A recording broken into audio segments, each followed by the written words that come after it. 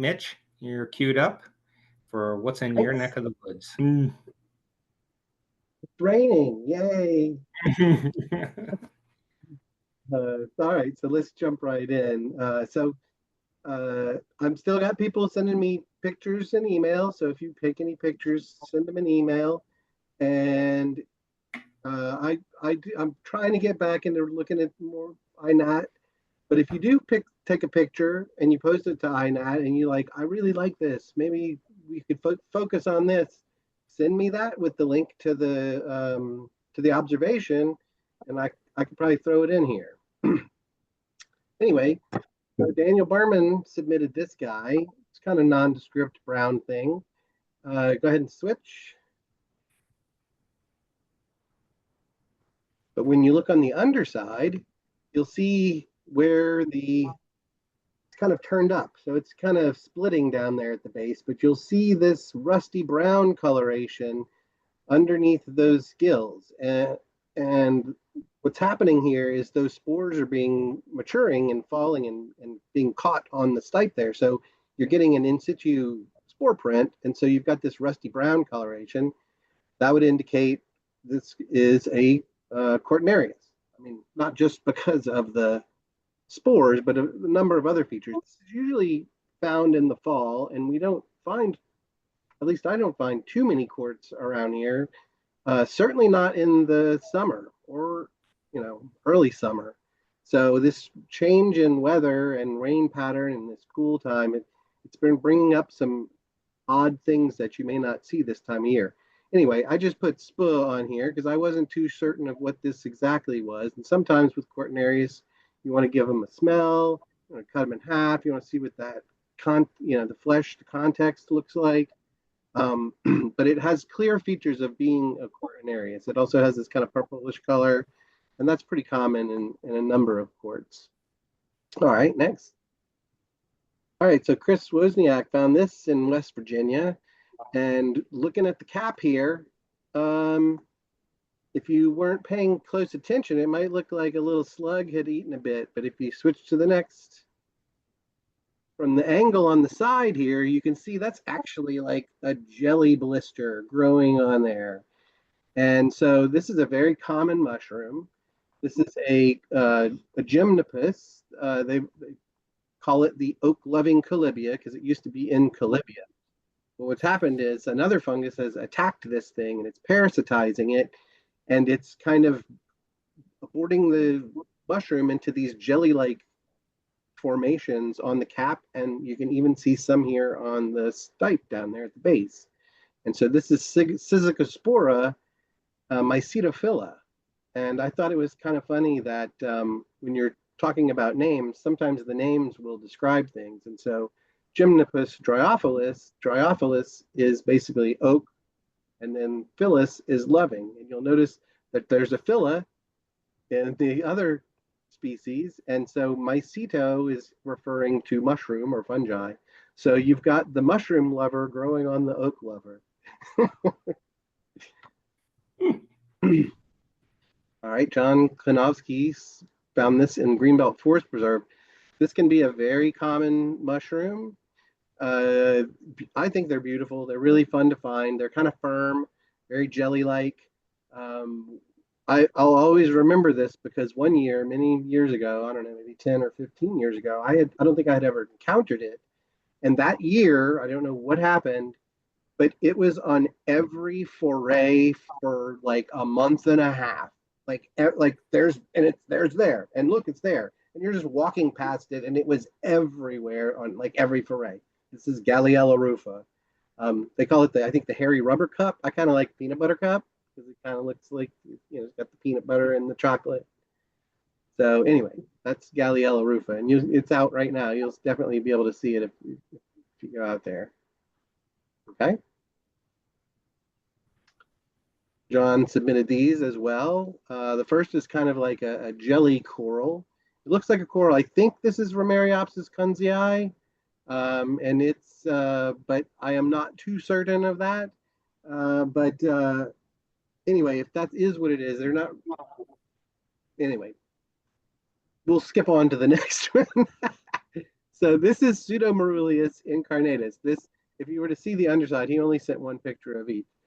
This has a very cross-veiny, very intricate, odd-looking hymenium on the undersurface. It's actually really cool. So if you do see this, take a look at the underside as well. And as you can see, Tom's pointing out, there's also this other fungi that's growing next to it. And so this is Asterium. And oftentimes when you find this mushroom growing, it's growing out of a huge cluster of Asterium that's just taken over a log. And I'm not sure that the studies are in that it's truly parasitizing this mycelium of that Asterium, but it certainly looks like it because it's very often you'll have huge amounts of Asterium and you'll get this Pseudomerulus popping out. All right, Chris Wozniak found this. Oops, I put the wrong name there. But anyway, he found this in West Virginia. Remember the other one. But this used to be Paxillus. This grows on wood. I love finding this one. I love that fuzzy base. So this is Atrotomentosa. And so this is indicating the very fuzzy base of a stipe of that. They call it the velvet-footed pax. And we also had another person who found this. So next, so Marilyn found this one, and I thought this one had a even more dark, fuzzy foot to it. Don't eat it though, because it's caused some problems for some people.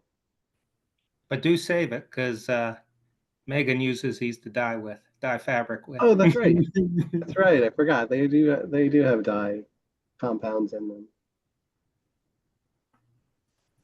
Maryland also submitted this guy. This is what looks like some young forming Xylaria polymorphia, the dead man's fingers. And as this ages, so when these first start out, there's like an anamorphic stage on the surface. And so it's this white coloration tends to be, I believe it's ascospores, or I get that right? Not ascospores. Anyway, they're what's that? Canidia? Canidia spores. And they are asexual spores. And as it matures and ages, it's going to turn to all black. And when you look close, you'll see like little dots all over it. And those are the perithecia.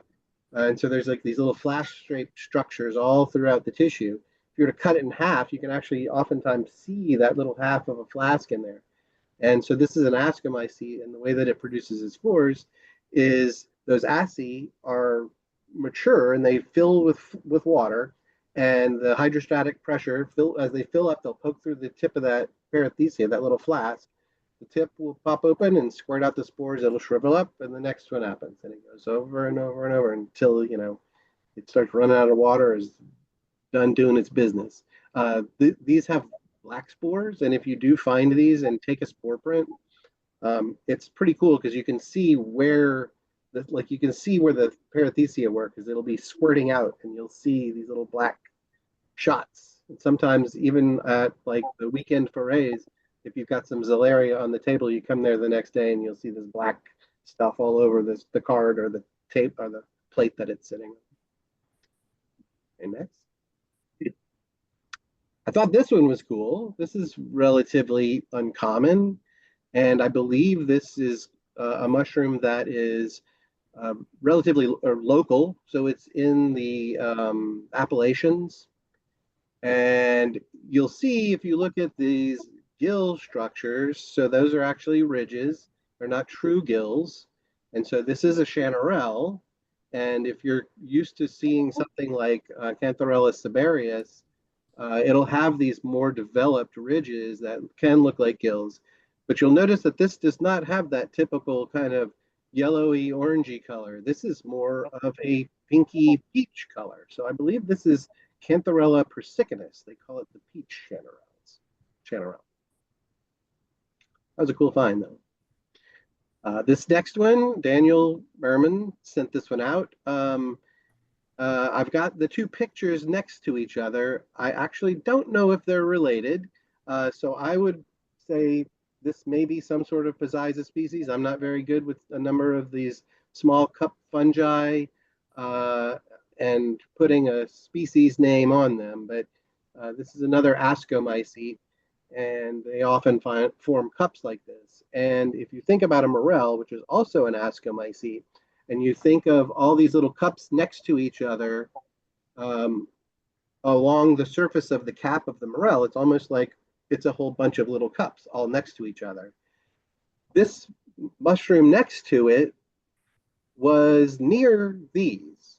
I don't know if this is a different mushroom or if this is actually the same thing, but if you think about it that this was some sort of evolution of a cup fungi trying to get away from the surface. And so this is how possibly morels evolved, as they were trying to get away from the surface, and then all of a sudden you've got these cups raised above the surface. But I'm not sure. I'm just speculating. So anyway, I am actually not certain if those are the same. You can go ahead. So I found this guy in my backyard. I was kind of excited. I had no idea what it was, and you can see it's quite small. This is a leaf, and this is in wood chips. And I was like, well, what's that? And sometimes you see that white mycelium growing on the ground, and you're like, oh, gee, is that some sort of mushroom poking through the mycelium? Well, this one was very purple. I was like, okay, well, I got to look at this closer. And so if you take a look at the next image, boom, like, wow. So it's amazing when you can get really close and see what this thing looks like. And the fact that it was so purple, and that's like my favorite color. But you can see that's a wood chip, like a 1 inch by 1 inch wood chip. And this is Chromella Sporeopsis cereulescens. Uh, I caught it at the right time because even just the next day, it was starting to fade to like a white coloration. It did come back and get bigger. And there, I actually got a little video. You can see those little bugs on the one on the left. And they were like doing some little shaking their legs or something. But anyway, I was kind of excited to find that one and to know Is that it's right there in the backyard. So anyway, one of those little this guys that can surprise you. is this the anamorph stage of that It organism? is. It is the anamorph of something, and I'm not certain exactly what exactly it is, but I had never encountered it before, and I think I texted it to the board, and I was like, check this stuff out. What the heck?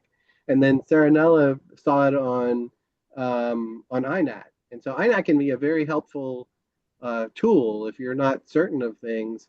And so I posted this on INAT now. Um, but anyway, it can be very helpful. And its AI is getting a little bit better. You can. Oh, hush, little boy. Um, so John Harper submitted this that he actually was on INAT, and he was like, "Hey, I have this observation. You want to check it out?" And I've never encountered this one, and I thought it was a pretty cool find.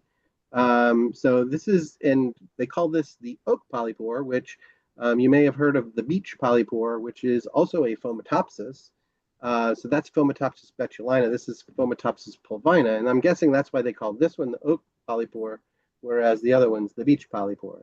But you can see there's also some staining on it, and if you click to the next one, I noticed because he posted two pictures. And so this is the first picture that he posted that just popped up. And you'll see that staining is not as dark as the second one. And so over time, you can see over time that the staining develops slowly.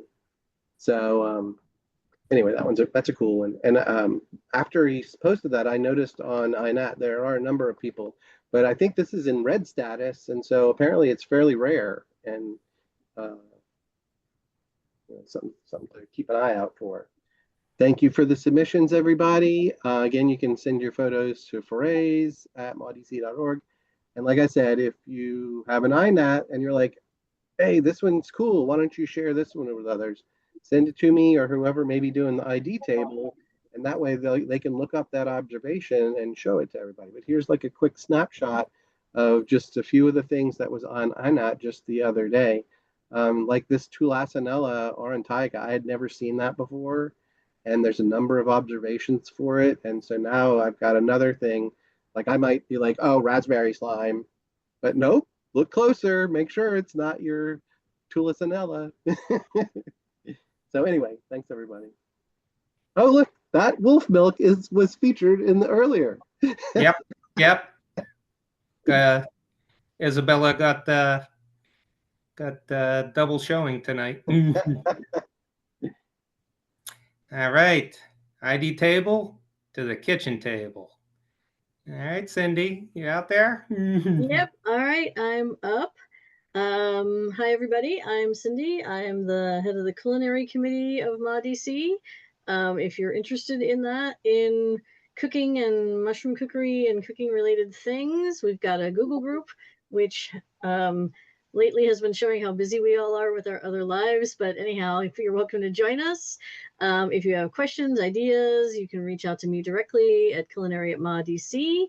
I'm mostly going to talk about the picnic. So it's really the ID table to the picnic table tonight. Tom, next slide, please. Great. So we managed to pick the most brutally hot week of the summer yet to have our monthly picnic. This is now 3 years in a row that the picnic has been a brutally hot weekend, and I think that's the universe telling us to not use late June and early July for the picnic next year. So I have made a big note to myself of that. But we had a nice turnout for the walk in the morning, led by Matt and Mitch. And between the things people found on the walk and a few things people brought in, we had a very nice display of things for people to look at. A gorgeous big black staining polypore, an array of several different types of bolete, several different types of amanita, some chanterelles, and a couple of other miscellaneous things. We had music, we had kids, we had dogs, we had socializing. We had a fantastic potluck array of delicious dishes people brought that were so delicious that they vanished before I got any photos of them. So if there's anyone on here who brought something for the potluck, you should take a bow right now and feel good about your contributions. Next slide, please. Wait. I was going to chime in for this little guy, the little polypore on the wood. Oh, yeah. It looks like not much, but it's actually something called Metroloidea reniformis. And it's that like was really cool. It's a little toothed fungi. And if you smell it, it smells very much like cinnamon. Always a fun find. And so we passed that around and everybody got to smell the cinnamon. Anyway. Yeah, that was really cool. When Mitch said, I was going to chime in for this little guy, I was anticipating he was going to talk about this cute photo of a little boy petting his dog over there. But no, he was talking about a smelly polypore. Well, we're easily amused. We also feasted very well, and I want to thank my power shopping assistant, Megan Herseg, and my phenomenal grill pit crew of Ummer, Kevin, Max, and John, who all helped take turns turning these king oysters and shiitakes and portobellas and onions into a fantastic feast. Next up. No, I don't want to take all night. Yeah, next slide, please. So we have two lost and found items. No, go back to the one with sorry. Emma and Ummer and John. Yeah, there we go. The party moved to the kitchen partway through the day, as things do.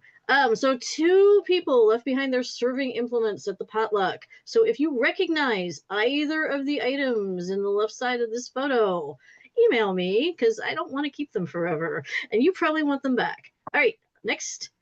And I'll just end with one ID table to the kitchen table contributed by our NAMA rep, Martin. He actually grew these, but they turn up in the woods around here too. These are Hericium, or my Latin sucks, sorry. Erinaceus, sorry, lion's mane. So you see a lot of recipes online for lion's mane crab cakes, and everyone I know who has tried them has said, they're okay, but they're not my favorite.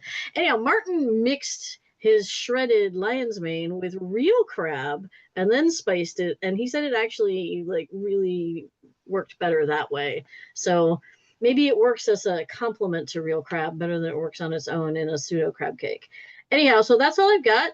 Send me photos of your culinary adventures next month, or I'll subject you to mine. And that's all for me. Wonderful, Cindy. Thank you so much. And thanks for that too, Martin. That's I'm glad to see you're cultivating lion's mane. That's Oh, right.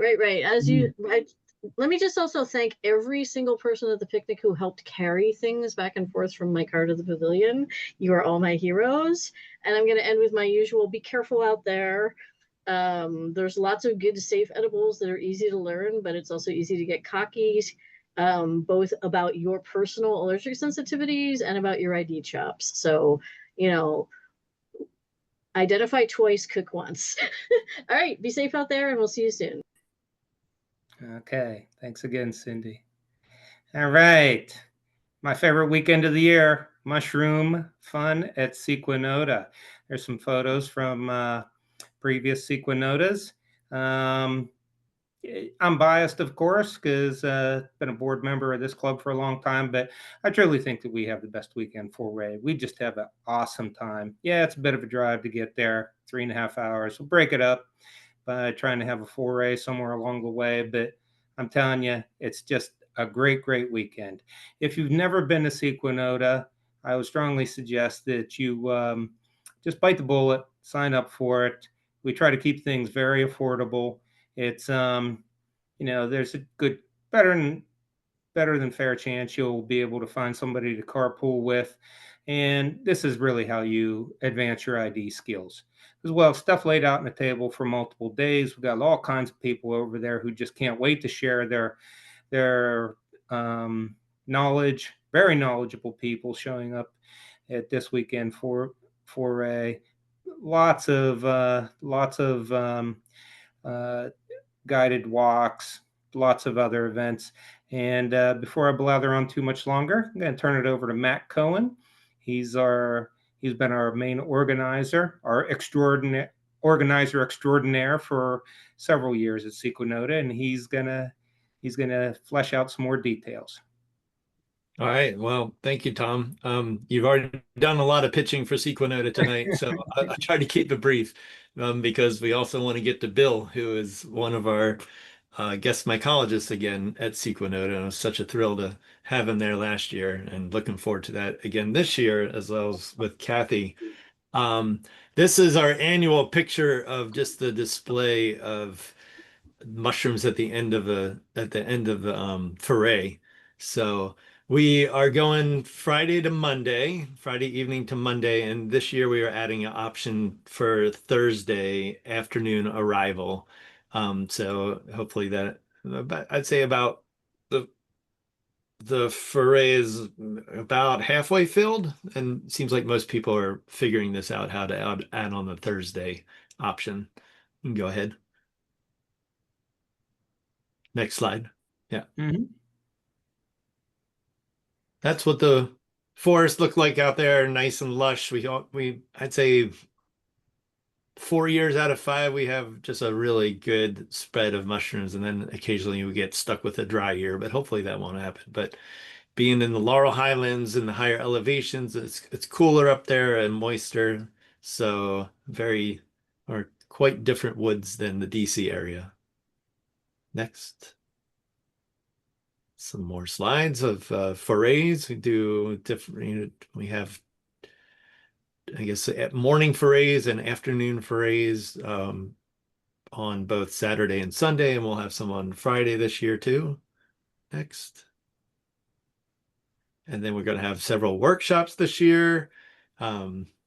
These are some of the workshops from last year.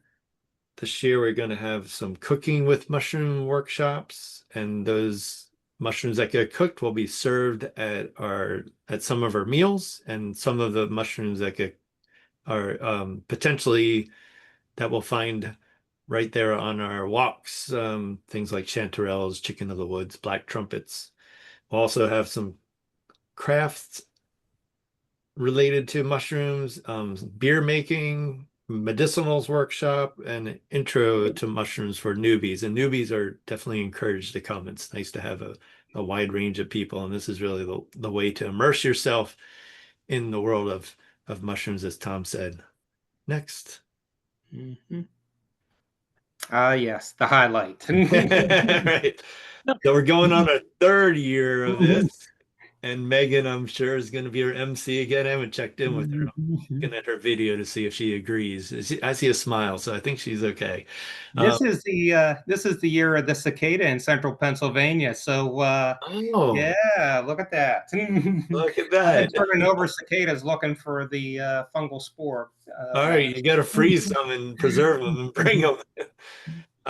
So it just gets better and better each year. So this is our Maiko talent and costume show. And first year was great. Last year was even better. And who knows what's in store for this year. Hmm. And if you want to see a variety of mushrooms, we typically get what, 100, at least 150 species of different beings that are in the kingdom fungi. Not all are technically mushrooms, but these are display tables. I think we had closer to 275 last year. Oh wow, look at me. I'm way under counting. All right, carry on. And just to wrap it up, summarize it. I think it covered everything. There's hotel style rooms, not too many of those left. We have cabin options. They're kind of like summer camp cabins, but they're relatively decent, and we have lots of camping there. And we're about a month and a half away from closing out. I'll send out some more emails letting people know about this, but we typically fill up every year. So our capacity is 110 this year. So I think that's all I got to say. Thank you. Cool. I just noticed that in the chat, Johnny B had mentioned that Falling Water, the iconic, probably the most famous house in the entire world, is very handy to Sequanota. That's a Frank Lloyd Wright home. That's about an hour west of Sequanota on Route 30. And Falling Water, if you intend to do that, might I suggest that you also go to Kentuck Knob, which is another Frank Lloyd Wright home, literally 5 minutes drive from Falling Water, and you get to see really two distinct facets of Frank Lloyd Wright's architectural kind of span. Okay, moving back to Megan, Sequanota and research scholarships. Yes. So if you're excited to go to Sequanota and you're a student 18 or over and wondering how you might be able to afford it, we do have 2 scholarships for students 18 and over to go to Sequanota that covers the lodging and registration. So go to MAW and look under the scholarships tab, and there's information on how to apply. The applications are due August 1st. So you have a little bit of time, but definitely think about it. We've had some great recipients in the past who are now on their way to graduate school in mycology. So really do think about it and apply. Like I said, August 1st is for the Sequanota scholarships. And as long as you've got scholarships on your radar and you're a student, we have research grant scholarships as well. The application deadline for those is in October 31st. And the information for that is also under the scholarships tab on the MAW-DC website.